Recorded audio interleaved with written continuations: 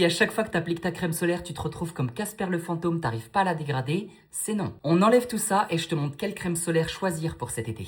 Il y a deux grosses catégories de crèmes solaires, les crèmes chimiques et les crèmes minérales. Les crèmes minérales sont la plupart du temps beaucoup plus épaisses qu'une crème chimique. Pourquoi? À l'intérieur, tu vas avoir des fils comme l'oxyde de titane ou le dioxyde de zinc qui rendent ta crème un petit peu plus épaisse. Et si tu as la peau noire colorée et que tu essaies de l'estomper, ça sera très compliqué. Pour vérifier si ta crème solaire est une crème chimique ou une crème minérale, au dos du packaging, tu vas avoir la liste Inky. Si ta crème solaire contient du dioxyde de titane ou de l'oxyde de zinc, généralement c'est une crème solaire minérale. Les crèmes solaires chimiques, elles, sont beaucoup plus faciles à estomper. Elles sont parfaites pour ceux qui n'aiment pas le côté blanc et qui se dégradent correctement. Elles ont des textures beaucoup plus fluides qui pénètrent beaucoup mieux dans la peau sans traces blanches. Et même si tu as la peau noire, ça sera beaucoup plus facile à dégrader. Je mets toujours 2 doigts, voire 3. Si j'en mets 3, je vais également mettre ça dans le cou. Et regarde, en quelques mouvements, la crème est déjà dégradée. SPF 30 ou SPF 50, lequel choisir? Un SPF 30 va bloquer 97% des rayons UV. Un SPF 50, 98. La différence est minime, mais je te recommande toujours de partir sur un SPF 50 pour plus de sûreté.